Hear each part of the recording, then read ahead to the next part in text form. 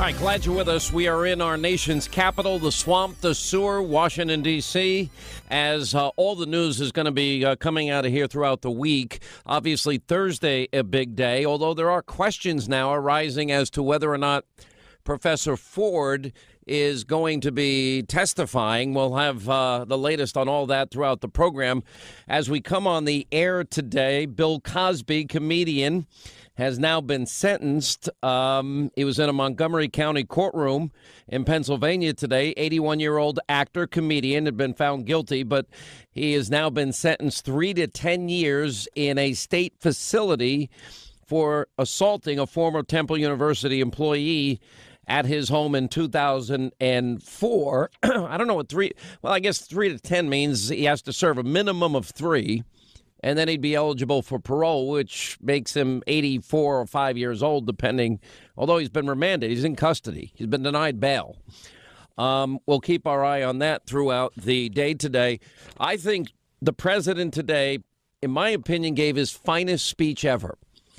And to listen to the president, talk about America first. Do you think there's any other country on the face of this earth that doesn't put their country above other countries? Because if you believe that, then you're living in a fantasy world. That's why when the president says he believes in free and fair trade, and the president often talks about how we have been taken advantage of by all these other countries, including our own allies. Oh, and the president points out that we don't mind helping our Western European friends against Vladimir Putin and Russia, but why are we paying 70 plus cents out of every dollar in NATO's budget, and they're not even making their bare minimum requirement of 2% of their GDP, countries like Germany, for example, and we're paying 3.5% of our GDP and the bulk of the monies. And then Angela Merkel turns around and she's getting the lifeblood of her economy, her energy from Vladimir Putin, making Russia great again with billions of dollars in deals. It's unbelievable. We have the latest on Judge Kavanaugh, the latest on Rod Rosenstein coming out today. There's something happening that is pretty interesting and fascinating, as we're only 42 days away from what I'm calling the most important midterm elections in our lifetime. And only 3 times has a party in power, meaning just won the presidency 2 years ago, been able to hold on to seats. The last time that happened or gained seats was after 9/11. George W. Bush was president at the time, and obviously the country was pretty united, and I think they wanted a united front to show the world. But we now are seeing the left for who they are, how they've been radicalized. I've said many, many times, there's no such thing as a moderate Democrat anymore. Even Joe Lieberman was thrown out of his party and had to run as an independent, if you recall, in Connecticut because he wasn't left-wing enough. I mean, these are the radicalism of Nancy Pelosi. When I talk about 42 days from now, and I tell you that their agenda is to impeach Donald Trump, I hope you're listening and I hope you're believing me. I haven't been feeling the sense of urgency until I was in Vegas last week. Then all of a sudden, when not only 15, 20,000 people, I'm not great at crowd estimates, at the convention center, and another crowd equally as big, if not bigger, outside because they didn't have room, and the fire marshal said, that's it, that's all we're taking, no more people, no more room. And if you didn't get there 2, 3, 4 hours early, you're not getting in. And meeting all the people in Vegas, it began to give me hope. And I've got some new information today that I think is really pretty amazing. But it's more than that. We've talked about how radical the left is, even the case of Judge Kavanaugh. And if you watch closely, and this is why I always say, let's just be patient. Don't rush to judgment. Believe in due process. Believe in the presumption of innocence. And I told the story earlier in the week that I learned that in Atlanta with Richard Jewell. I had no idea, except I'm reading the Atlanta Journal-Constitution. I'm on the air, and it says, the guy that we thought that was a hero, Richard Jewell, who was a security officer at the time, We think he fits the profile of the lone bomber because he lives with his mother. That was the only thing that brought them to that conclusion. And I'm like, so what if he lives with his mother? That's his business. That's his mother's business. That's not our business. And that doesn't make you a bomber. It doesn't make you a terrorist. And I said that at the time, and so many in the media rushed to judgment. So many went, oh, he's the guy now. We've got him. He lives with his mom. And I didn't know he was listening to my show. And I said, hold on a minute. This sounds ridiculous to me. That doesn't make somebody a bomber. And long after that, when the case was over, and I had a chance to meet him and talk to him, and I had talked to his attorney at the time, who was a really good attorney in Atlanta. And he said to me, well, I was listening when you said that, and you were like the only one that gave me the benefit of the doubt and defended me. And in the Duke Lacrosse case, another example, is a high-profile case. So many people, how many, 80, 100 professors or so at this university, Duke University, saying guilty. All these kids. And I took the time. I didn't rush to judgment. I met some of the families. I interviewed them, met the kids, interviewed some of them. I didn't interview them publicly. I met privately. They didn't want to be interviewed. And as the facts began to come in, and there I am staying out there as one of the lone voices in the media saying, I don't know, don't rush to judgment here. Doesn't sound right to me. Something's wrong with this. And we know how that not only ended, but then what happened years later with the woman that made the phony allegation. And there's, we always have these high-profile cases. Obama was notorious for this, injecting himself into the Cambridge police, acting stupidly. And Trayvon could be like my son down in Florida, and Ferguson and Freddie Gray. We were right on this program while all the people in the media were wrong, just like they never vetted Obama. And I think after 8 years of Obama and his failed policies, we now know that, yeah, he was a rigid radical in line with Alinsky and Acorn, which believed in black liberation theology, sitting 20 plus years in the pews of Reverend G.D. America, Reverend Wright, starting his political career in the home of unrepentant terrorists Bernardine Dorn and Bill Ayers. And he ended up. And I've always said that philosophy is a failed philosophy, a failed ideology. And then we end up with Americans suffering needlessly, and those jobs aren't coming back. You didn't build that. And doubling our national debt and every other bad economic statistic. It's just getting crazy. Look, we saw the radical left on display with Secretary Nielsen, with Pam Bondi, with Sarah Sanders and her family. We saw it again last night. All the smears against Brett Kavanaugh now that we've taken our time, and all four people mentioned by Professor Ford are contradicting strongly her claim. All four that she said were there at this so-called party.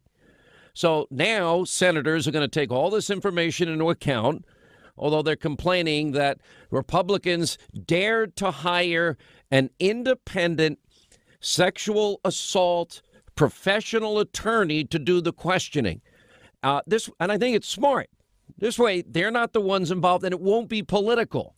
The idea is they've been courteous, they have been respectful, they have taken this whole issue seriously and understood the gravity of the charges that have been made. They've listened to Brett Kavanaugh showing up himself, etc. And in the case of the second woman, Ramirez, how that ever got printed in the New Yorker is beyond any understanding I have.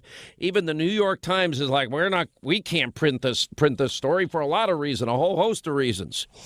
Anyway, well, there's another mob last night that showed up. Senator Ted Cruz chased out of a D.C. restaurant by these left-wing radical protesters. The video was posted on Twitter. And, this is what I was thinking as I'm watching this. Senator Cruz and his wife having dinner, in come the protesters, scaring the living daylights out of everybody, and they don't care. They don't care. and liberals that always play identity politics. If it was Republicans doing this to either a woman like Secretary Nielsen, Sarah Sanders, Pam Bondi, what would they say? Because they love identity politics. We see it every 2 years. We see it every 4 years. Racist, sexist, misogynistic, homophobic, xenophobic, Islamophobic, dirty air, water, kill children, and throw granny over the cliff. I say it because it's true. And I showed it last night on Hannity, on the Fox News channel. But they would say, well, this is outrageous. Republicans don't like Hispanic Americans. They just kicked them out of a restaurant. They hate women because they kicked out Sarah Sanders and Pam Bondi and Secretary Nielsen. Well, here's what went down in this mess last night at this restaurant in D.C. We believe survivors! We believe survivors! God bless you! Excuse me. Let my wife through. We believe survivors! For God, we believe survivors! We believe survivors! We believe survivors! We believe survivors! We believe survivors! We believe survivors! Sexist, racist, anti-gay! We believe survivors! We believe survivors! We believe survivors! Leave the premises. It's a private space. Ted Cruz and Brett Kavanaugh are best friends. Vote no on Kavanaugh. Vote no on Kavanaugh. Cancel Kavanaugh for women's rights, for rights of every marginalized community. Now think back. Who has been saying to do this? Well, Maxine Waters for one, Cory Booker for another. If we go back further, even Barack Obama get in their face. These are instructions going out. Something horrible is going to end up happening here. They're instructing people to get in their face, create confrontation. Senator Cruz handled it perfectly. As they were chanting, he said, God bless you, before attempting to take a seat. And then he said, all right, it's time to go. It's getting, I don't understand these restaurants, why they allow this to go on. That from that perspective, if you're disrupting a paying customer, you think, why would anyone go back? It's unbelievable. And that's what happened last night. By the way, we do have an update on what's going on in Texas. The Daily Caller had a piece out today. Democrats busy smearing Brett Kavanaugh, but with 35-year-old charges that seem to be now just on the surface, not corroborated or confirmed by anybody that they pointed out to be, quote, witnesses in this case. This guy, Beto O'Rourke, apparently has a problem. And the Washington Post said today that the Democratic representative gave a false statement when he claimed that he did not attempt to flee the scene of a crashing car while he was drunk in 1998. I did not try to leave the scene of the accident, though driving drunk, which I did, is a terrible mistake for which there's no excuse or justification or defense, and I won't try to provide one, he claimed during his debate against Ted Cruz last Friday. And the Houston Chronicle published reports of the details of the incident from that night.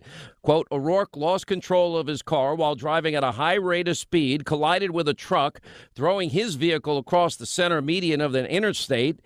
The responding officer administered a breathalyzer test, reported blood alcohol at 0.136, almost twice the legal limit. And per the report, O'Rourke had glossy eyes, unable to understand to be understood due to slurred speech. The defendant driver then attempted to leave the scene, the officer reported at the time. The reporter then turned on his overhead lights to warn oncoming traffic and get the defendant to stop. I guess if it was a Republican, we would have heard about this beforehand, I guess. Do you have opinions that you feel you can't express? I think we all do. Are you looking for a place to stir up conversation and let your opinions be heard? I want to introduce you to a new alternative social media site, Snippy.com. Snippy is an unbiased social media platform that's all about conversation and community. Snippy not only encourages freedom of expression, but guarantees its users the ability to discuss topics freely, without any suppression from administrators. Check in for a quick update about current events, or spend hours scrolling through users' posts. Write your thoughts and strike up conversation. Snippy's founders have intentionally created a forum where anyone can feel free to express their thoughts, frustrations, ideas, anything really. It's a place where discussion is valued. A place where your opinion matters. Totally free. Go to snippy.com now to express yourself. No shadow banning, no character limit, and no suppression of conservative thought ever. Check out the website at snippy.com or download the app. No censorship, no agenda. Join us at Snippy to get the discussion rolling. All right, as we roll along, Sean Hannity Show, I'm missing the clock. Where did the clock go? Because I need that more than ever. Thank you. All right, 800-941-SEAN is a toll-free telephone number. You want to be a part of the program. Look, we're at a point here where, and I know Chuck Schumer say, well, we're hoping we can defeat this. The only reason, well, why do we have to rush this through? There's been no rush by anybody. The only people that have delayed this process for Professor Ford are the Democrats, because they had this letter and only yesterday turned it over to Charles Grassley. And it is a stunning thing to listen to. Everything in their world is reversed. I mean, the thing that is most amazing is Juanita Broderick will join us later today. They didn't care about Juanita Broderick or Kathleen Willey or Paula Jones, or even when Bill Clinton was caught lying from the get-go about Jennifer Flowers, or the smears and the slander and the besmirchment. Look, I am probably a bigger critic now of Republicans than even Democrats. They're weak and ineffective. But they have handled this right. They have handled this with the care and urgency it deserves and the seriousness it deserves. The people that have been inconsistent are the Democrats.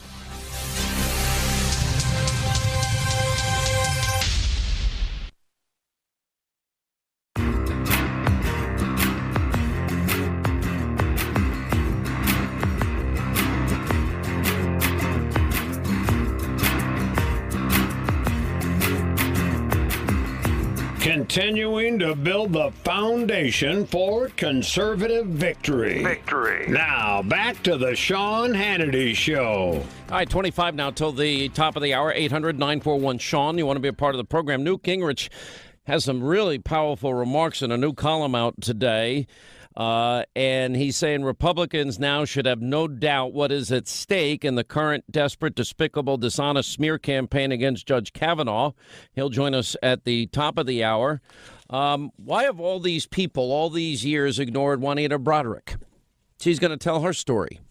You know, and this gets to the heart of everything. Now, we have all this, the information about Keith Ellison, and with all the talk about Judge Kavanaugh 35, 36 years ago, I'm just kind of wondering to myself, well, why haven't the Democrats, this is an allegation not even a year ago. This goes back to August. And the last time I checked my calendar, it's September 25th. And Keith Ellison's girlfriend, ex-girlfriend, is saying that he repeatedly physically and emotionally abused her. Now, I know the Democrats are demanding that, and they're saying that we believe Professor Ford and her allegations from 36 years ago. There's no corroborating evidence. All of her witnesses, every one of them, all four of them have contradicted her story. And that matters in a case like this. Now, I can tell you in the case of Juanita Broderick, having been the second person to interview her, I went down to Arkansas, and she told somebody within 30 minutes of the assault, who also witnessed that her lip was 3 times its normal size, and told other people at the time, and was desperately afraid of the Clintons, who kind of were the political elite and powerful in Arkansas at the time. But her witnesses corroborated her story. And she even wrote a book on it. If you haven't read it, you know, you want to put some ice on that, which is what she said Bill Clinton said after this happened. Now, in Minnesota, you have Keith Ellison now facing multiple assault allegations from his now ex-girlfriend. Karen Monahan is her name. And while a poll says that some people don't believe her allegations, she apparently has some evidence and proof. And I'm not so sure that everybody ought to rush to judgment in that case.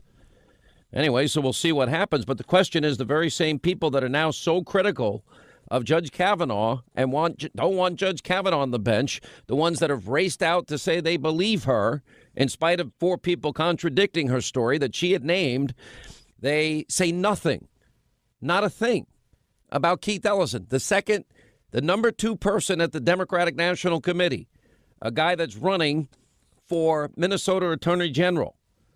And anyway, now there's a Daily Caller piece and a Law and Crime piece today that there is an attempt now to unseal his divorce records as public interest now grows about the allegations of domestic abuse against him. But the thing is, actually, if anybody says anything now, it's a little too little, a little too late. I made a programming decision today. I'm in D.C., and we're going to be here today, tomorrow, and Thursday. And I watched the president's speech today at the UN, and I thought it was remarkable. There's such a contrast. Probably, in my opinion, maybe the president's best speech to date. And it was on the world stage, although if you watch the media, when he said America's doing great, some of the other countries laughed. Well, they're not laughing because our country is doing better than theirs. We've had an economic renaissance based on pretty much every data point that you can bring up. Record low unemployment, 14 states. We have record manufacturing jobs being created, more than in 30 years. Record low unemployment. African Americans, Hispanic Americans, Asian Americans, 61-year low women in the workforce unemployment. Youth unemployment is at a 50-some-odd-year low now. But I think what I like the most, and that's why I'm going to play this speech in the final hour of the program today, is it was such a contrast to watch a president that actually stood up for America on the world stage after years of apology tours, after years of appeasement and capitulation. And the president, making it really, really clear that there's no more apologizing for America. And as I've always said, from quoting my great friend Barry Farber, the great radio talk show host, friend of mine, no country ever has accumulated more power and abused it less than the United States. And I add to that, no country's ever accumulated more power and used its power to advance the human condition worldwide more than the United States of America. And the president said, we are never going to apologize for protecting our citizens. America will always act in our national interest.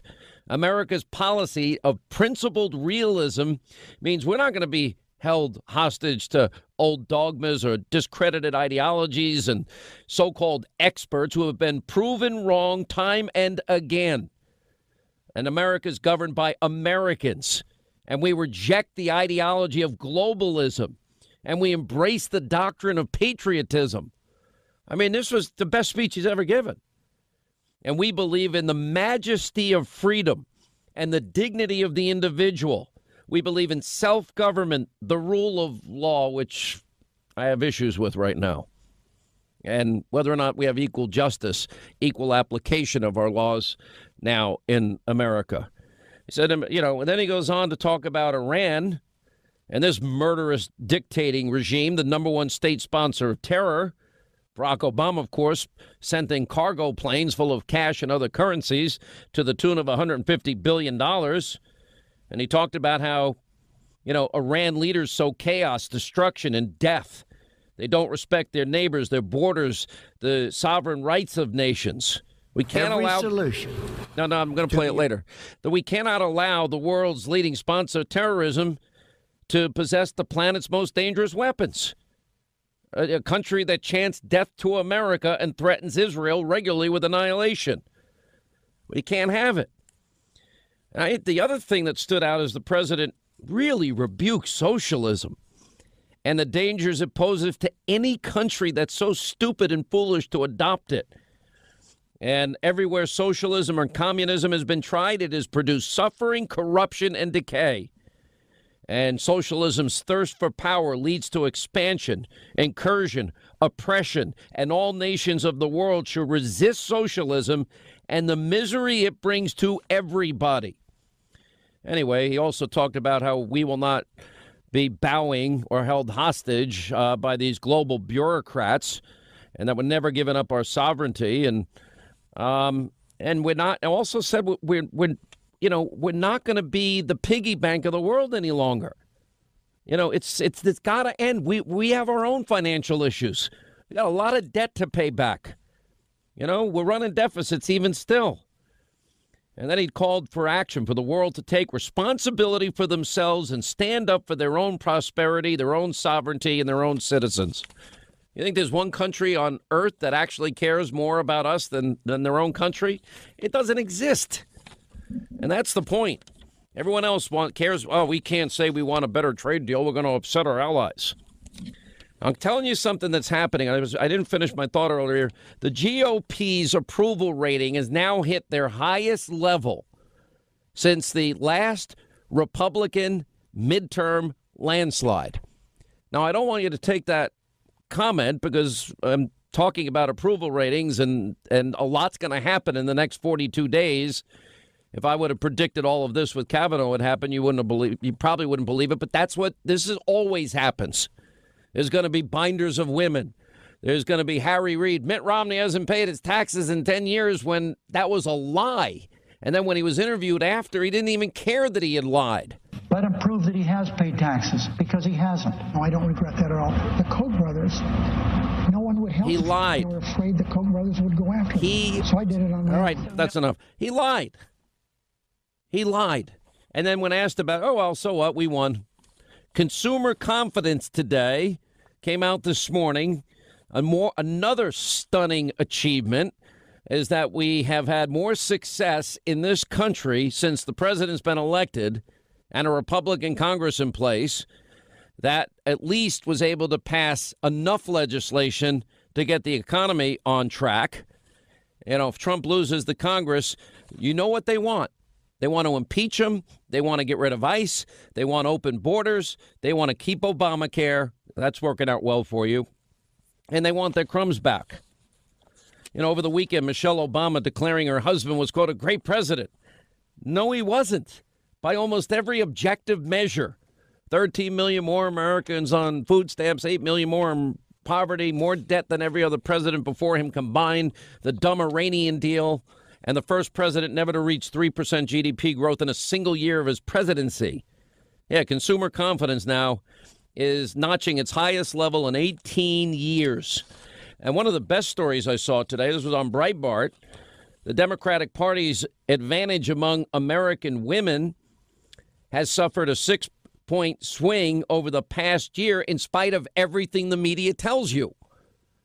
Because their families are prospering and results matter. That's exactly why. This is according to a Gallup poll that was released. GOP favorability rose to 40%. Democratic favorability fell by a point. Well, that leaves the Democrats with a mild 8-point advantage, which means it's probably even. There's 42 days. There's a lot at stake here. I mean, for the Republican Party, their favorability is the highest in 7 years now.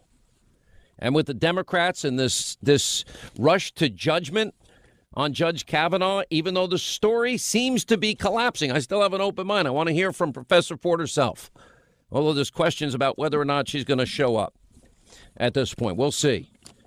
You know, Donald Trump, the GOP highest approval rating in a decade. How did that happen? Are the Republicans that are running for office, are they paying attention? And now that the president has had some success with Little Rocket Man and he's talking about another summit with him, well, who knows? Maybe he'll bring peace to the Middle East. Funny thing is Obama says fear-mongering doesn't work. That's all the Democrats do.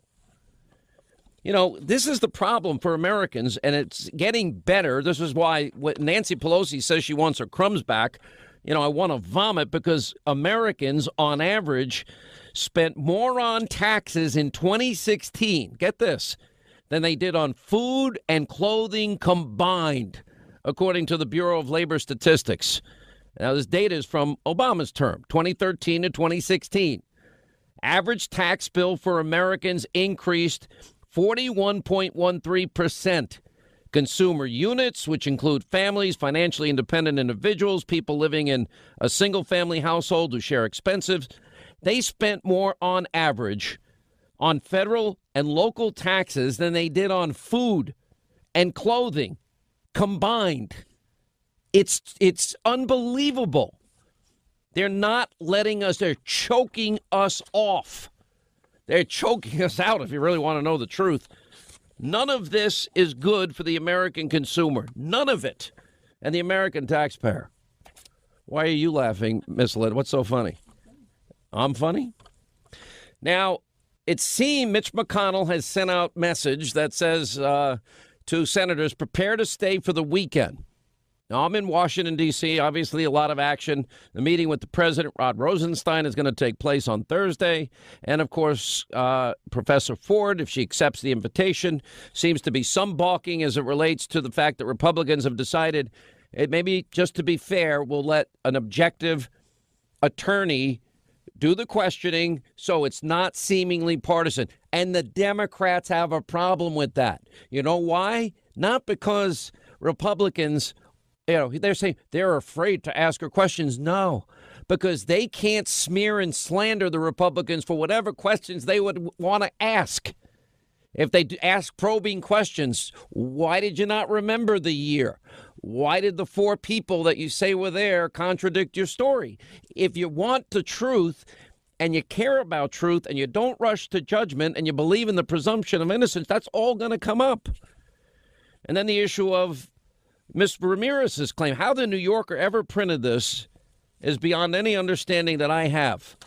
And when you look at it, when the New York Times says they interviewed several dozen people talking about the Ramirez allegation that came out Sunday, the New York Times interviewed several dozen people. Several is at least 36, probably more, in an attempt to corroborate Ms. Ramirez's story. And they could find not one person, not one, with firsthand knowledge of Ms. Ramirez and her story. And they point out Ms. Ramirez herself contacted former Yale classmates asking if they recalled the incident, telling some of them that she could not be certain that it was Kavanaugh was the one that exposed themselves. Those are her words. At that point, we can't go any further. And then she admits she had memory gaps and that they weren't at the New Yorker able to confirm eyewitnesses that Kavanaugh was even present at the party, and that it took her 6 days of contemplation and before she felt confident enough in her recollections to say she remembers Kavanaugh was the one. And she acknowledged she was quickly inebriated, that she was on the floor, foggy, slurring her words, acknowledged there were significant gaps in her memories that evening. The other eyewitnesses, they quote them both, said, I don't think Brett would ever do this. Another one saying that, I have zero recollection. And, one denied memory of the party. Her best friend wasn't told it, and they shared intimate details. All right, Newt Gingrich, when we get back. Also, Juanita Broderick in the next hour. This speech that the president gave at the UN, we're going to run in its entirety in the last hour today.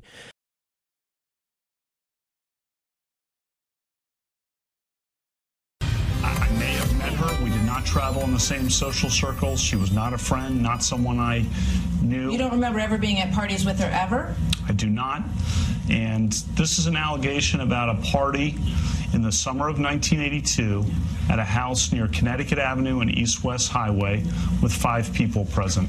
I was never at any such party. The other people who are alleged to be present have said they do not remember any such party.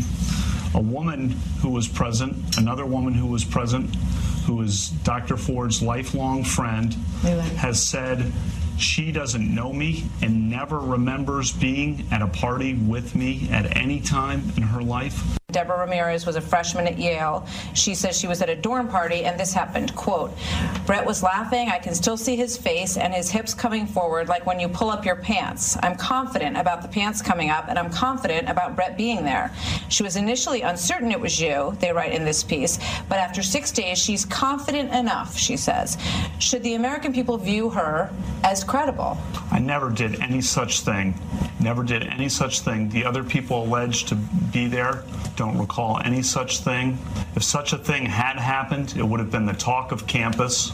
The women I knew in college and the men I knew in college says it's inconceivable that I could have done such a thing.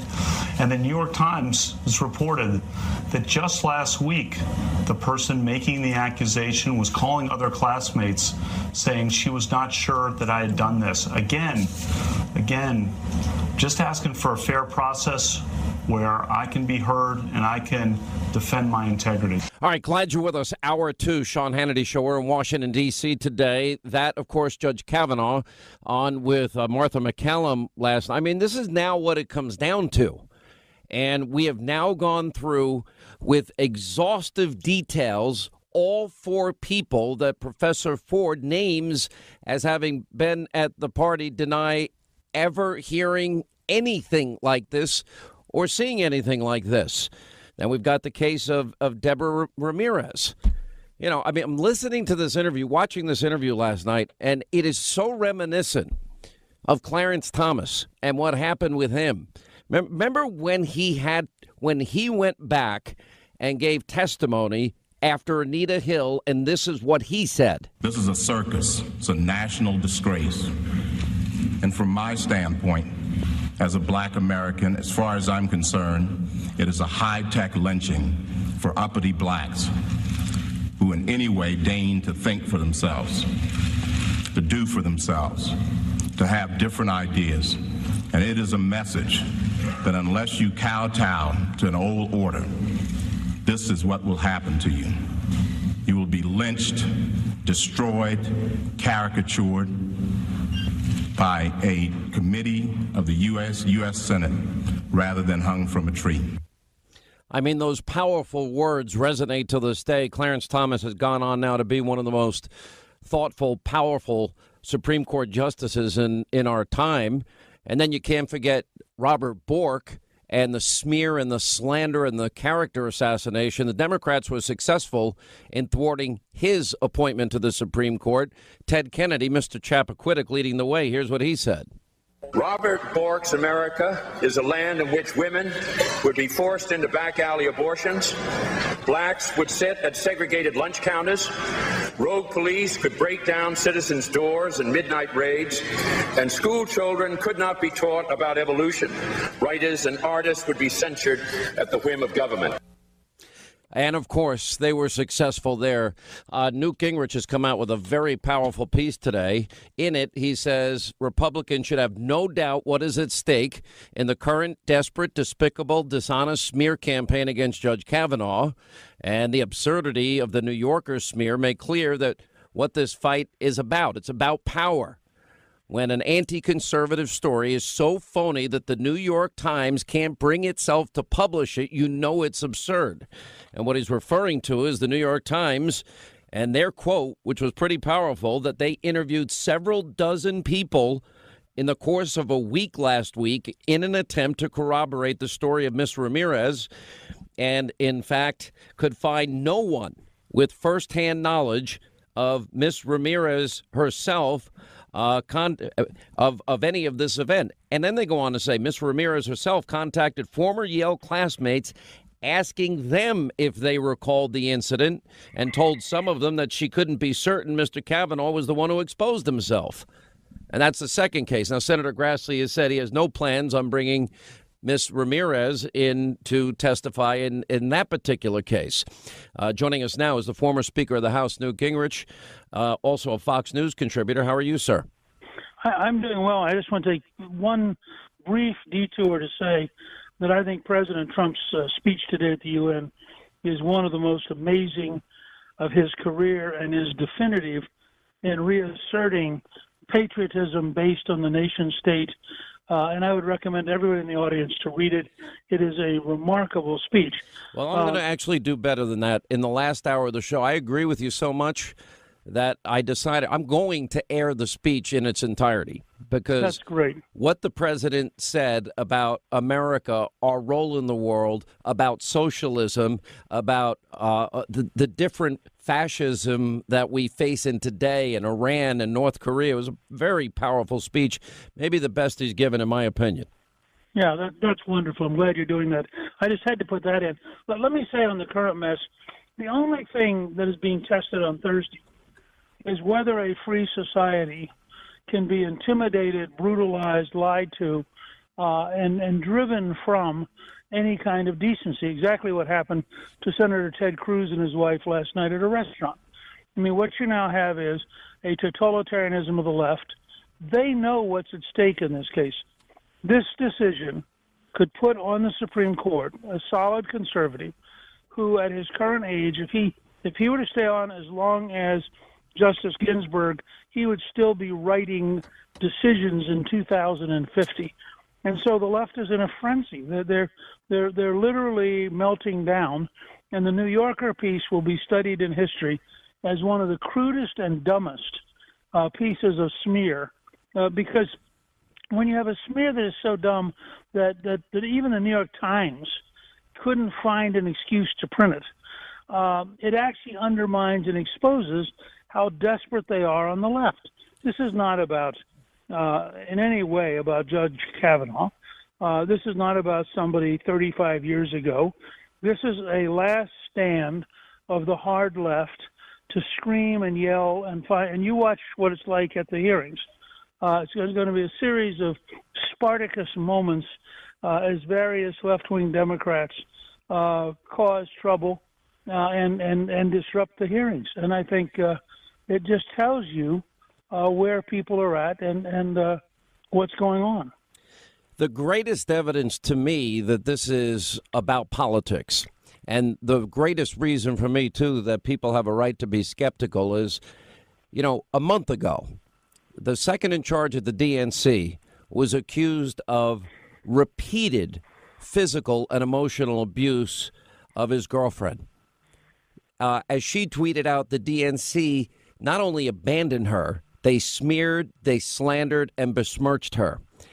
If they cared about the issue of what we're dealing with today, an assault, etc., you know, like Juanita Broderick said, well, I'll have an FBI investigation. I'll come and testify. Many of the same people that have been silent on Keith Ellison, that were the Clintons' biggest supporters, and in his case, it was exposing himself. In his case, it was groping, grabbing, fondling, touching, kissing against a woman's will in the Oval Office. One allegation of rape, yeah, it went back in time, but Democrats never came to the defense of any of these women. And therein lies the hypocrisy to me.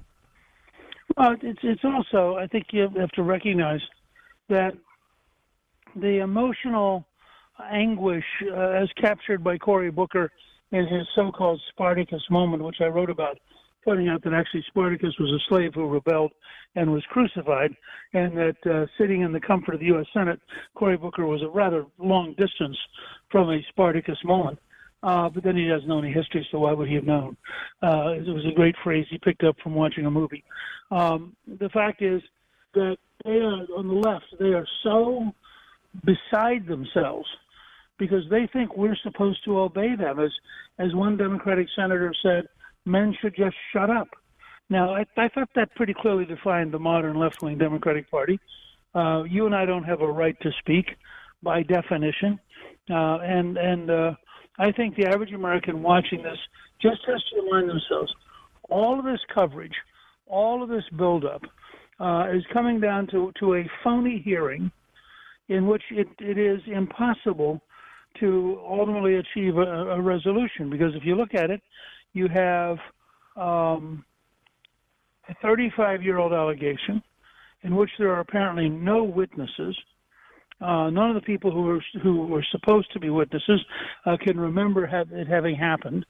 You have an absolute repudiation by Judge Kavanaugh, who was accused. And in that setting, you know, those of us who believe that you're innocent until proven guilty are going to go in and I suspect come out thinking, well, he clearly wasn't, he wasn't proven guilty.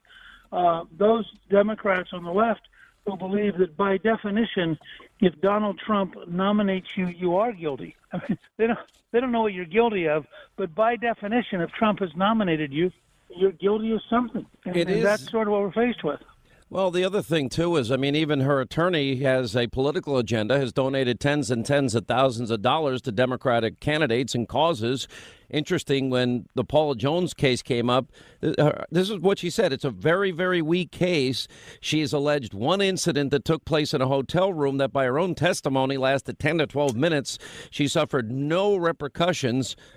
in the workplace. And then she goes on, clearly just a one-time incident took place 10 to 12 minutes. She was not forced to have sex. She left the room of her own volition. The courts are increasingly finding that is not enough to create a sexually hostile work environment claim. And literally, she went on to say about Al Franken, context is relevant. He didn't do this as a member of the U.S. Senate. He did this in his capacity as someone who was functioning as an entertainer.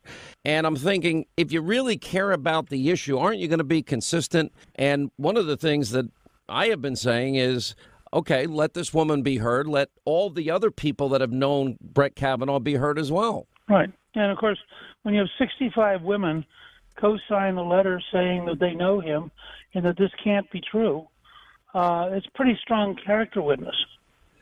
Yeah, all true. All right, we'll take a break. We'll come back. Newt Gingrich is with us. He'll be joining us on Hannity tonight, 9 Eastern on the Fox News Channel. And as we continue, former Speaker of the House Newt Gingrich is with us. All right, so all of this is coming down on Thursday. Also, Rod Rosenstein, you've read the reports about him saying, should I wear a wire around the president, and talking about invoking the 25th Amendment.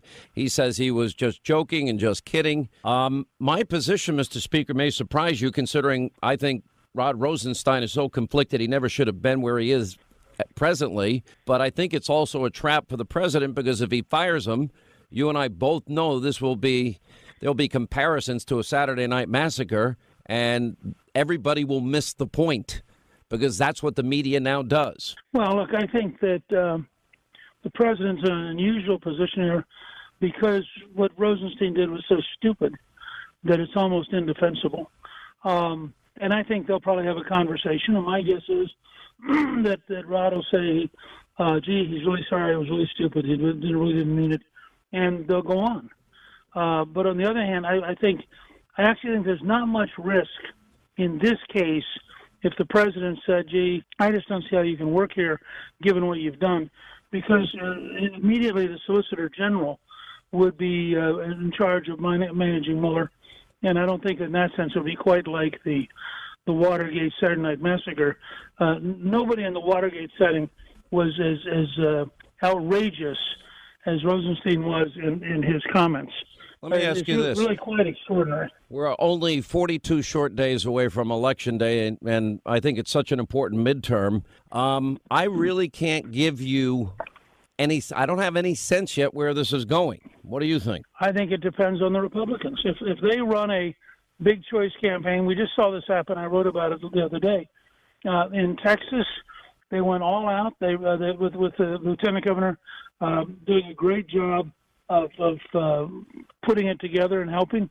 They won a special election for a Senate seat on the border with Mexico. 139 years. Yeah, 139 years, and they did it by drawing a clear, decisive choice. If Republicans around the country have the courage to draw a clear, decisive choice, they will run a shocking election, and election night 2018 will be as stunning as election night 2016. But it takes the courage of somebody like Trump to go out and force the issues, draw the clear contrast. He's been doing a great job. If you follow him in these various rallies, he's really laying out what the choice is. And if every Republican did that, they'd win a big election. All right, Mr. Speaker, I'm going to see you tonight on Hannity, 9 Eastern on the Fox News Channel. Thanks for being with us. The media ignored our next guest. Why? Why the double standard? Juanita Broderick is straight ahead. All right, 25 now till the top of the hour, 800-941-SEAN if you want to be a part of the program. All right, the president talked about the accusations against Judge Kavanaugh being a con game by the Democrats, and that the second Kavanaugh accuser has nothing, and how Kavanaugh's family is devastated. Let's play that. He's never had any charges like this. I mean, charges come up from 36 years ago that are totally unsubstantiated. I mean, you, as watching this, as the president of a great country, Colombia, you must say, how is this possible? 36 years ago, nobody ever knew about it, nobody ever heard about it, and now a new charge comes up. And she said, well, it might not be him, and there were gaps, and she said she was totally inebriated, and she was all messed up, and she doesn't know it was him, but it might have been him. Oh, gee, let's not make him a Supreme Court judge because of that. This is a con game being played by the Democrats. Also, take a look at the lawyers. These lawyers are the same lawyers that have been fighting for years. They keep fighting. Take a look at the lawyers. And it's a shame that you can do this to a person's life. It cannot be allowed to happen. And the Democrats are playing a con game. C-O-N. A con game. Is there anything? It's a shame. And they know it's a con game. They know he's high quality. Would the second accuser be allowed to testify on Thursday? Would you welcome that? Well, I look at the second accuser. The second accuser has nothing. The second accuser doesn't even know. She thinks maybe it could have been him, maybe not. She admits that she was drunk. She admits time lapses. There were time lapses. This is a person, and this is a series of statements that's going to take one of the most talented, one of the greatest intellects from a judicial standpoint in our country, going to keep him off the United States Supreme Court. You know, I said something this morning. He has a chance to be one of the greatest justices ever in the United States Supreme Court. What a shame. And what a shame it is for so many other people whose world that isn't. That's not his world, and it's not their world. These are legitimate people. They're not in the world of con, and the world of obstruct, and the world of resist. Those are powerful remarks by the president earlier today when he was at the UN. If you missed his speech, I think it was probably his finest moment. The way the media covers it, well, they laughed when he said America's more successful and we've added $700 billion to the economy and we have more jobs available than we have people to fill them and 4 million fewer people on food stamps and all the other great economic statistics. Meanwhile, the rest of the world is struggling. What the president was referring to in the second case, this was the New Yorker story, Jane Mayer and Ronan Farrow. And I went through all of this yesterday, and it was printed in the New Yorker. They weren't able to confirm with other witnesses that Kavanaugh was ever present at the party. Just like the very people that Dr. Ford or Professor Ford mentioned, none of them recall any such incident at all, even people that were supposed to be in the room and at the party at the time. In the case of Miss Ramirez, she talked about, she had her memories contained gaps because she'd been drinking at the time of the alleged incident. And literally she needed 6 days when she had been contacted to think about whether or not this was Brett Kavanaugh. And she said that she felt confident after 6 days to say that she remembers it was Kavanaugh and that he exposed himself. She acknowledged when she went to that party, she quickly became inebriated. She acknowledged that she was on the floor, foggy and slurring her words.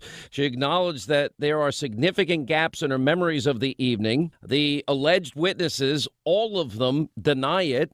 There are very specific quotes. One of the male classmates who Ramirez said egged on Kavanaugh denied any memory of even the party. And I don't think Brett would flash himself to Debbie or anyone for that matter. A second person said the other male classmate that was supposedly involved said, I have zero recollection of anything like this. Her college best friend said, quote, this is a woman I was best friends with and we shared intimate details of our lives and I was never told this story by her or by anyone else. It never came up. I didn't see it. I never heard of it happening. And other contemporaries, one after another, have denied it as well. And Brett Kavanaugh has denied it. And even of all places, I mean, I can't believe, I'm quoting the New York Times, they said they interviewed several dozen people over the past week in an attempt to corroborate Ms. Ramirez's story. They couldn't find a single person with firsthand knowledge of the event. And Ms. Ramirez herself started contacting former Yale classmates, asking if they recalled the incident. And Ms. Ramirez was telling some of them that she couldn't be certain that Mr. Kavanaugh was the one who exposed himself, supposedly, allegedly, at this party. You know, one of the things I've been pointing out is a double standard. One of the things I have been highlighting is a double standard. Now, from the beginning, I said, okay, Professor Ford has a right to be heard. This is a serious allegation. We need to take it seriously. And now that some All four people that she mentions there have all said, no, it didn't happen. All four of them. And she's the one that identified them. So the story's falling apart. The New Yorker story, how even the New York Times, who hate Donald Trump, they couldn't go with that story after what they said. And I say, well, a month ago, Keith Ellison was accused by his girlfriend of repeated physical and emotional abuse, even saying that there's audio tapes and even a videotape, I believe, in that particular instance. And when she brought it to the attention, none of these senators are saying a word about the number 2 person at the Democratic National Committee. Now, is it the issue they care about, or is it politics? We've told you about the attorney for Professor Ford. She's a left-wing liberal. We were just talking about it with Newt Gingrich in the Paula Jones case. She just dismissed it. She defended Al Franken. What do you care about? Well, remember, the Clintons are probably the worst, the person that was the single worst, predator in many ways. Paula Jones got an $850,000 settlement in her case after he exposed himself to her and said, kiss it.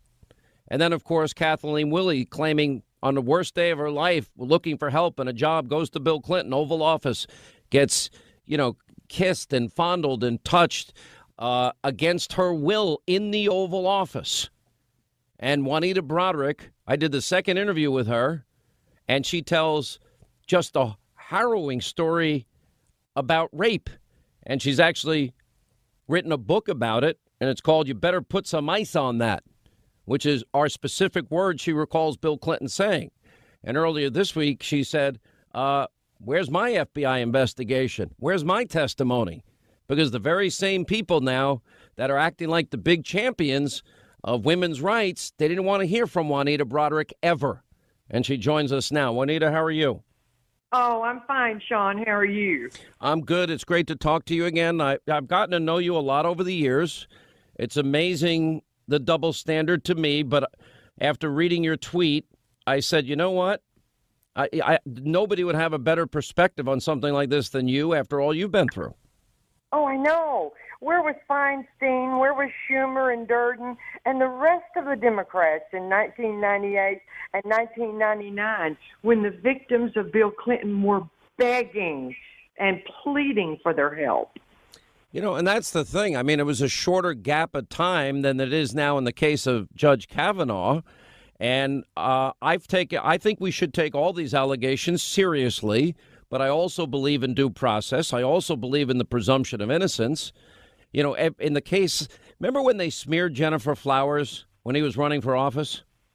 Oh, my gosh, yes. And that's about the time when I found out he was running for president. I thought, I need to come forward. This is the time. He cannot be president. And then Jennifer came forward, and I thought, well, that's it. She'll bring him down. Look what they did to her. I mean, just look. And so I backed away from it again. There was a smear, slander, besmirchment campaign against all of the Clinton women. All these people that are acting so feigning all this outrage, they were missing in action the entire time, weren't they? Oh, my gosh, yes. Not one of them. And I've said this repeatedly with Laura and with Martha. That not one of them, even after Henry Hyde said, please just read this account and this deposition from this Arkansas woman. And he said, just read it. We're not going to bring her into the impeachment hearing, but just read what she has to say. None would read it. Not one Democrat. And one of the big differences is you told people immediately after the event, after this thing happened, you had witnesses. Oh, yes. The woman who traveled with me to Little Rock came back to the room within 30 minutes and found me because I didn't show up for the meeting. I was supposed to go to the coffee shop and meeting, and then he finagled his way to my room and found me in that horrible condition. My lips swollen 3 times the normal size and bleeding and crying and devastated. It seems that the Democrats, this happens a lot whenever there is a Supreme Court appointment. And I would mention Robert Bork. I'd mention Clarence Thomas. And then I would mention Yeah, in the case of Judge Kavanaugh now, and although I do believe the case of these two women is falling apart before our eyes, and now we don't even know if Professor Ford is even going to testify on Thursday, I think it's looking less likely to happen. And also the Republicans seem to be moving forward on a vote up or down one way or the other. But there are times when it's nuanced. There are times where you don't know. How would you recommend, as somebody that went through this, that people handle this? If I don't know if that's a clear question, but it's just like, it's like my son posted. He's an attorney, and he posted on his Facebook yesterday regarding the Kavanaugh situation. He said, time is important. He said, after 30 years, you cannot depend on your memory. The only thing that a judge or a jury can depend on is what you were able to tell someone at the time, or proof of dates and times and where and what. And that's what I have. And they knew that I had that back then. Mm-hmm. And the main thing is for somebody, if they go through this, is to try to remember as soon as it's over, to write down everything that they can remember. But the most important thing is to tell someone. Please tell someone. Yes. Yeah. By the way, your book is still available on Amazon.com. I remember it was a bestseller on Amazon's Kindle, and their short reads. It was #1 bestseller position within 48 hours of its release. I've gotten to know you very well over the years, Juanita, and I think in the 30 years I've been on radio, when I interviewed you after Lisa Myers, I was the second person to interview you. It was one of the toughest interviews I ever did. It was very, very hard for me to hear that story, and people asked me right after what I thought, and I said, I believed you. Oh, thank you, Sean. I'll never forget that day you came to my home and we talked about that. I swore I'd never talk about it again after the NBC debacle, but I thought so much of you, so I went through it again. But listen, I want to tell you that I'm flying to D.C. tomorrow with Amy Kramer and the Women for Trump, because we want to be there to stand with Brett Kavanaugh.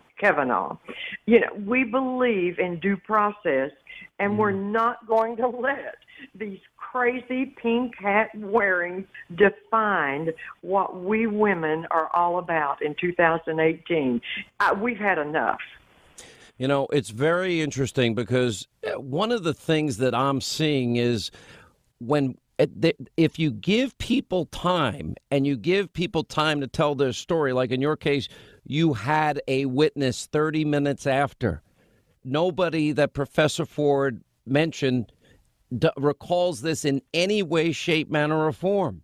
And then you read the New Yorker piece, and there are so many. She's admitting gaps in memory and needed recall help, and was inebriated almost instantly at the party, etc. And nobody remembers it there either. And I think the American people are fair-minded, and I think they care about getting to the truth. And I believe that's why I said I think it's good for everybody to be heard. But Juanita, the name of her book, by the way, is You Better Put Some Ice on That. You can get it at Amazon.com. And I think people need to hear your story again. And we'll be watching you this week at the hearings. I'm here in Washington, and hopefully I'll see you when you're here. Hey, thanks so much, Sean. All right, Juanita, thank you. 800-941-SEAN, toll-free telephone number. You want to be a part of the program? We'll take a quick break from our nation's capital. We're in the swamp, the sewer, and we'll continue. All right, News Roundup, Information Overload Hour, Sean Hannity Show. All right, so we're in our nation's capital today, and the president spoke at the UN earlier today. I want to play this speech. I was going back and forth whether to play it or break it down for you and then give commentary, but as the president talks about socialism around the world, about American leadership and exceptionalism around the world, about America first, finally, around the world, I just figured it would be best to let you hear it yourself in its entirety, and that's what we're going to do this final hour. So here's the president. This was earlier today. It was at the United Nations, and I think the president's best speech to date. Madam President, Mr. Secretary General, world leaders, ambassadors, and distinguished delegates, 1 year ago I stood before you for the first time in this grand hall. I addressed the threats facing our world, and I presented a vision to achieve a brighter future for all of humanity. Today I stand before the United Nations General Assembly to share the extraordinary progress we've made. In less than 2 years, my administration has accomplished more than almost any administration in the history of our country.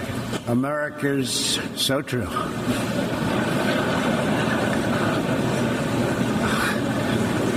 Didn't expect that reaction, but that's okay.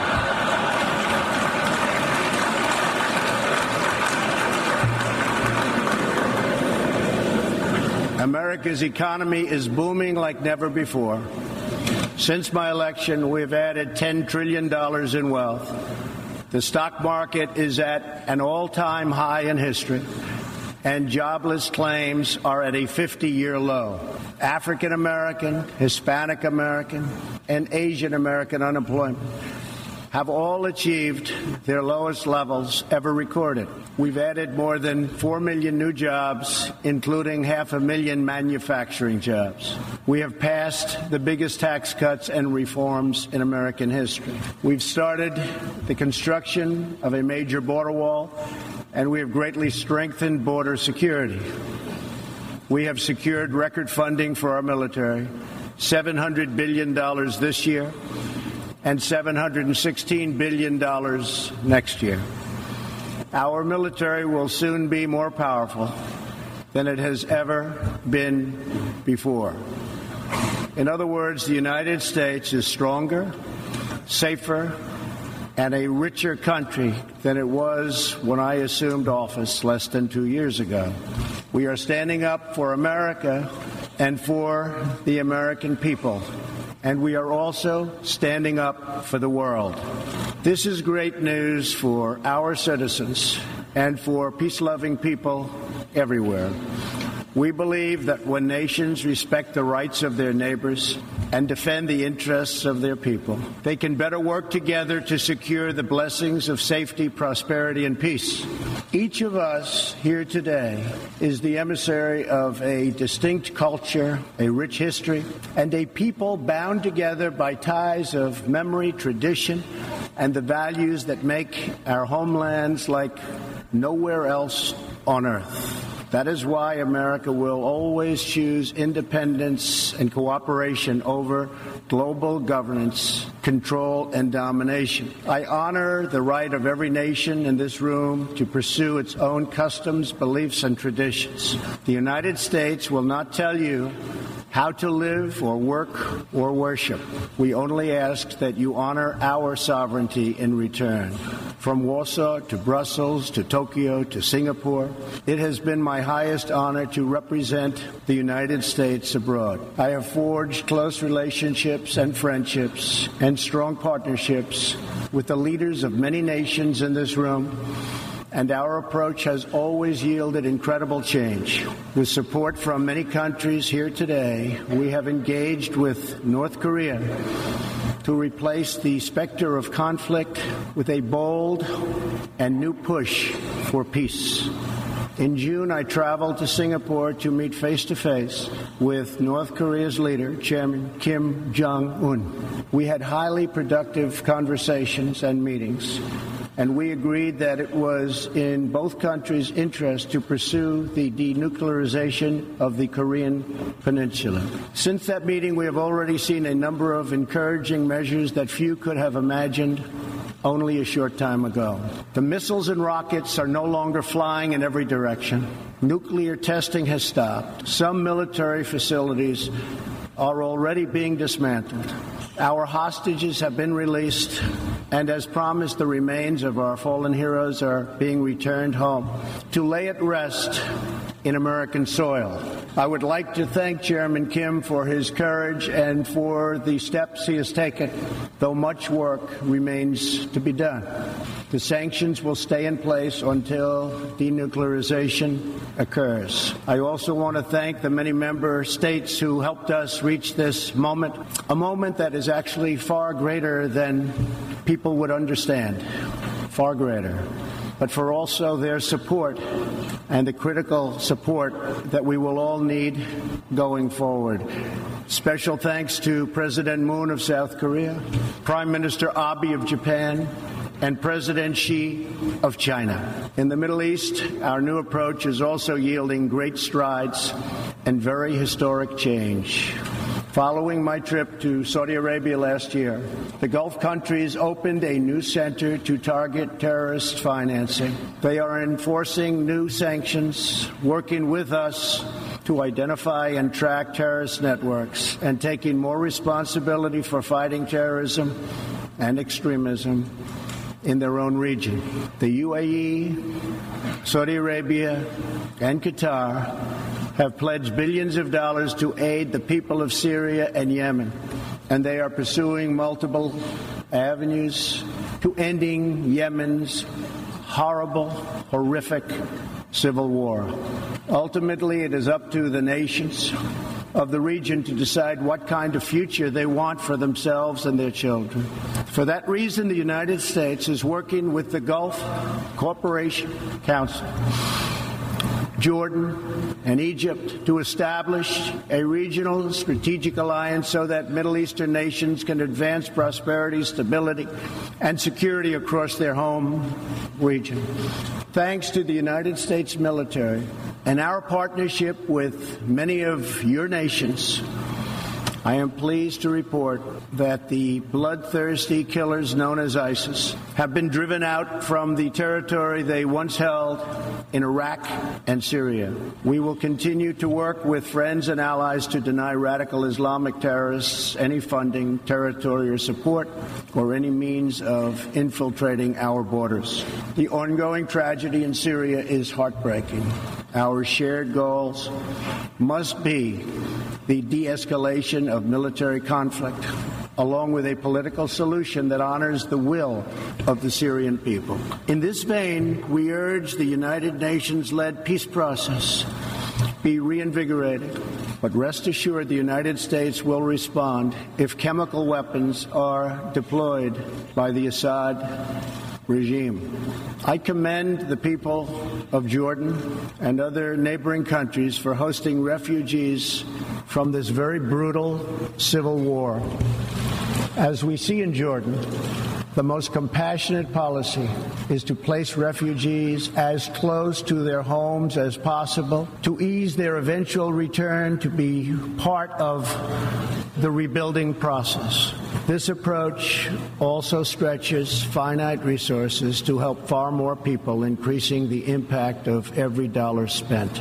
Every solution to the humanitarian crisis in Syria must also include a strategy to address the brutal regime that has fueled and financed it, the corrupt dictatorship in Iran.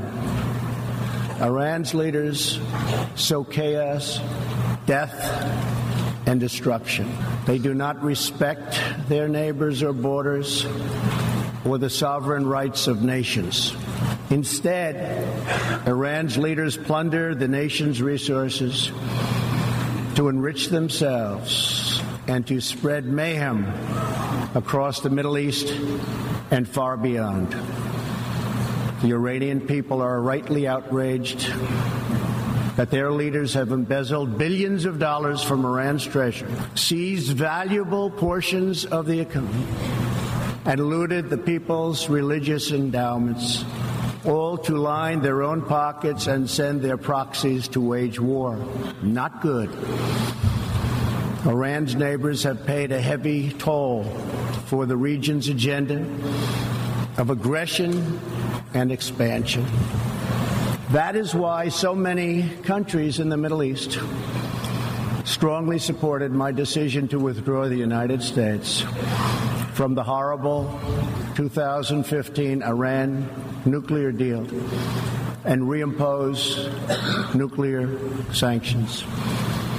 The Iran deal was a windfall for Iran's leaders. In the years since the deal was reached, Iran's military budget grew nearly 40%. The dictatorship used the funds to build nuclear-capable missiles, increase internal repression, finance terrorism, and fund havoc and slaughter in Syria and Yemen, the United States has launched a campaign of economic pressure to deny the regime the funds it needs to advance its bloody agenda.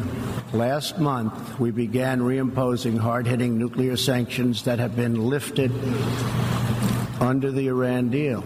Additional sanctions will resume November 5th, and more will follow. And we are working with countries that import Iranian crude oil to cut their purchases substantially. We cannot allow the world's leading sponsor of terrorism to possess the planet's most dangerous weapons. We cannot allow a regime that chants death to America and that threatens Israel with annihilation to possess the means to deliver a nuclear warhead to any city on earth. Just can't do it. We ask all nations to isolate Iran's regime as long as its aggression continues. And we ask all nations to support Iran's people as they struggle to reclaim their religious and righteous destiny. This year, we also took another significant step forward in the Middle East in recognition of every sovereign state to determine its own capital. I moved the U.S. Embassy in Israel to Jerusalem. The United States is committed to a future of peace and stability in the region, including peace between the Israelis and the Palestinians. That aim is advanced, not harmed, by acknowledging the obvious facts. America's policy of principled realism means we will not be held hostage to old dogmas, discredited ideologies, and so-called experts who have been proven wrong over the years, time and time again. This is true not only in matters of peace, but in matters of prosperity. We believe that trade must be fair and reciprocal. The United States will not be taken advantage of any longer. For decades, the United States opened its economy, the largest by far on earth, with few conditions. We allowed foreign goods from all over the world to flow freely across our borders. Yet, other countries did not grant us fair and reciprocal access to their markets in return. Even worse, some countries abused their openness to dump their products, subsidize their goods, target our industries, and manipulate their currencies to gain unfair advantage over our country. As a result, our trade deficit ballooned to nearly $800 billion a year. For this reason, we are systematically renegotiating broken and bad trade deals. All right, quick break. We'll come back. The president at the UN. We'll have more of his speech on the other side of this. Hannity tonight, 9 Eastern on the Fox News Channel, as we are broadcasting from the swamp where all the action is. And we hope you'll join us tonight. Quick break. Right back. We'll continue. All right, 25 now till the top of the hour. News Roundup Information Overload Hour. We're in our nation's capital. We're in Washington, D.C. Obviously, a lot of action going on here. And, of course, the hearings that will be here on Thursday. We're broadcasting live tonight on Hannity at 9. The other news that came out today, Bill Cosby sentenced 3 to 10 years in prison. We're also following the Rod Rosenstein story. We'll have all of this tonight. And we can't give our location because there are crazy liberals that are here that want to protest anything that I do, anywhere I am and anything I say. But anyway, we'll be doing it tonight from there. Let me go back to the president. I think one of his best speeches, taking on socialism, talking about America first, taking on the radical mullahs in Iran, the failed policies of Obama, and so much more. And this is the president earlier today at the UN. Many nations in this hall will agree that the world trading system is in dire need of change. For example, countries were admitted to the World Trade Organization that violate every single principle on which the organization is based. While the United States and many other nations play by the rules, these countries use government-run industrial planning and state-owned enterprises to rig the system in their favor. They engage in relentless product dumping, forced technology transfer, and the theft of intellectual property. The United States lost over 3 million manufacturing jobs, nearly a quarter of all steel jobs, and 60,000 factories after China joined the WTO. As my administration has demonstrated, America will always act in our national interests. I spoke before this body last year and warned that the UN Human Rights Council had become a grave embarrassment to this institution, shielding egregious human rights abusers while bashing America and its many friends. Our ambassador to the United Nations, Nikki Haley, laid out a clear agenda for reform, but despite reported and repeated warnings, no action at all was taken. So the United States took the only responsible course. We withdrew from the Human Rights Council, and we will not return until real reform is enacted. For similar reasons, the United States will provide no support in recognition to the International Criminal Court. As far as America is concerned, the ICC has no jurisdiction, no legitimacy, and no authority. The ICC claims near universal jurisdiction over the citizens of every country, violating all principles of justice, fairness, and due process. We will never surrender America's sovereignty to an unelected, unaccountable global bureaucracy. America is governed by Americans. We reject the ideology of globalism, and we embrace the doctrine of patriotism. Around the world, responsible nations must defend against threats to sovereignty, not just from global governments, but also from other new forms of coercion and domination. In America, we believe strongly in energy security for ourselves and for our allies. We have become the largest energy producer anywhere on the face of the earth. OPEC and OPEC nations are, as usual, ripping off the rest of the world, and I don't like it. Nobody should like it. We defend many of these nations for nothing, and then they take advantage of us by giving us high oil prices. Not good.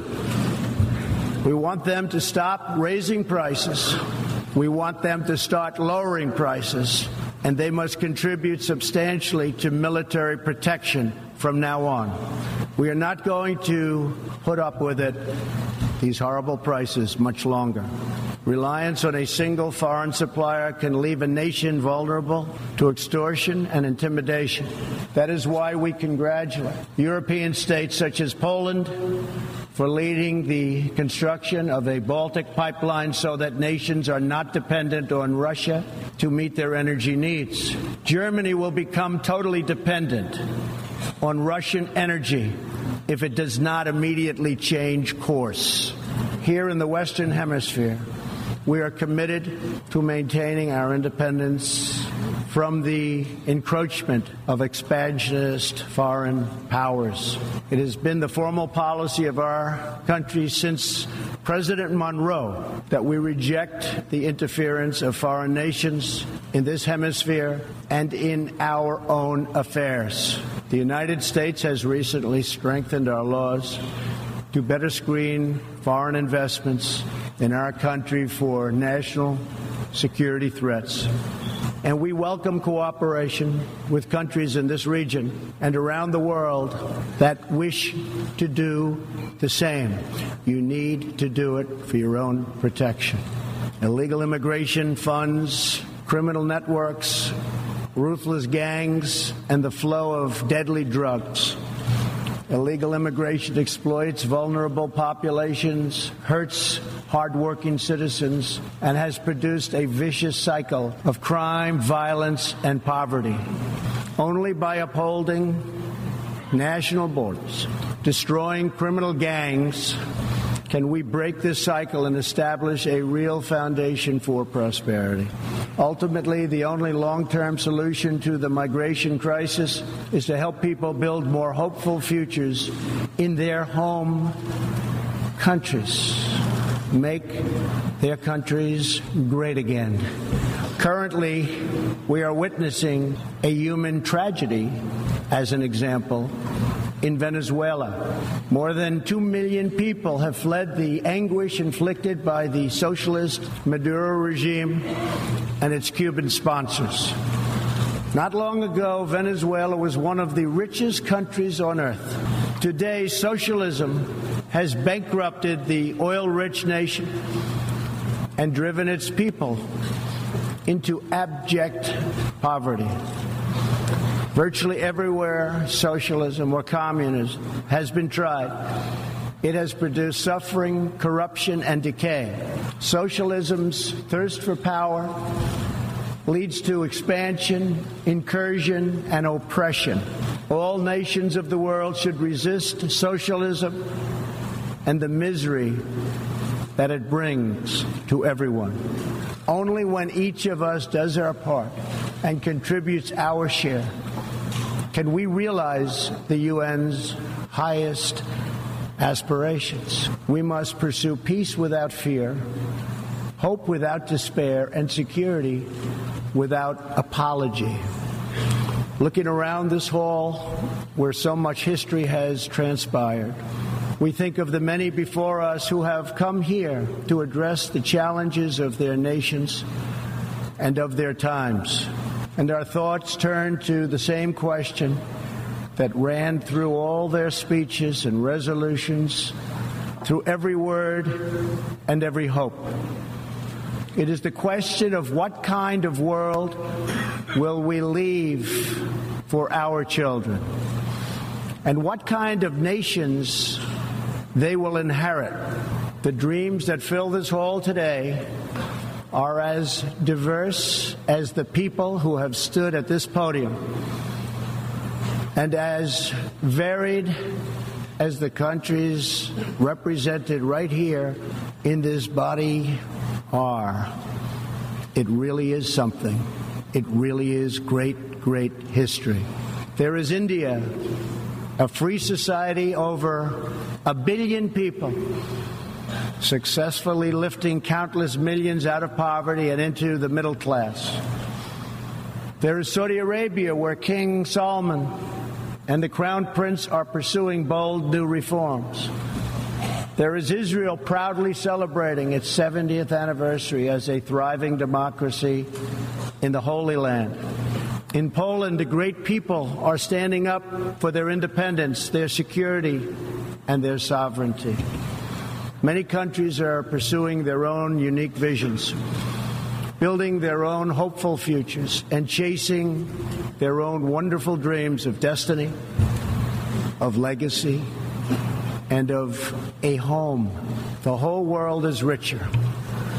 Humanity is better because of this beautiful constellation of nations, each very special, each very unique, and each shining brightly in its part of the world. In each one, we see awesome promise of a people bound together by a shared past and working toward a common future. As for Americans, we know what kind of future we want for ourselves. We know what kind of a nation America must always be. In America, we believe in the majesty of freedom and the dignity of the individual. We believe in self-government and the rule of law. And we prize the culture that sustains our liberty, a culture built on strong families, deep faith, and fierce independence. We celebrate our heroes. We treasure our traditions. And above all, We love our country. Inside everyone in this great chamber today, and everyone listening all around the globe, there is the heart of a patriot that feels the same powerful love for your nation, the same intense loyalty to your homeland. The passion that burns in the hearts of patriots and the souls of nations has inspired reform and revolution, sacrifice and selflessness, scientific breakthroughs, and magnificent works of art. Our task is not to erase it, but to embrace it, to build with it, to draw on its ancient wisdom, and to find within it the will to make our nations greater, our region safer, and the world better. To unleash this incredible potential in our people, we must defend the foundations that make it all possible. Sovereign and independent nations are the only vehicle where freedom has ever survived, democracy has ever endured, where peace has ever prospered. And so we must protect our sovereignty and our cherished independence above all. When we do, we will find new avenues for cooperation unfolding before us. We will find new passion for peacemaking rising within us. We will find new purpose, new resolve, and new spirit flourishing all around us, and making this a more beautiful world in which to live. So together, let us choose a future of patriotism, prosperity, and pride. Let us choose peace and freedom over domination and defeat. And let us come here to this place to stand for our people and their nations, forever strong, forever sovereign, forever just, and forever thankful for the grace and the goodness and the glory of God. Thank you, God bless you, and God bless the nations of the world. Thank you very much. Thank you. All right, we'll take a quick break. We'll come back from our nation's capital. Hannity tonight, big show. We're going to be here tonight, tomorrow, and Thursday. Obviously, Thursday's a big day in D.C. Rod Rosenstein and, of course, Judge Kavanaugh's hearings if Professor Ford shows up. We don't know as of now if that's happening. They're complaining Republicans have picked a female lawyer to ask the questions and to make it respectful.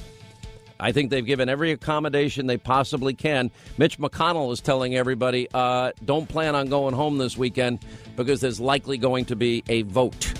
All right, quick break, right back. We'll continue. We're in our nation's capital. Hannity tonight at 9, and we'll continue. All right, that's all the time we have. Look, we're out of time now. We're in our nation's capital. We'll be here tomorrow. We'll be here Thursday. Obviously, a lot going on. We'll have the latest on Judge Kavanaugh. Will Professor Ford be testifying or not? Bill Cosby now sentenced 3 to 10 years. We have the latest on Rod Rosenstein, the best and most unique news opinion available on television. And that's why, thankfully, you have made us number one. Hannity tonight at 9 on Fox from Washington. And we'll see you back here tomorrow. Thanks for being with us.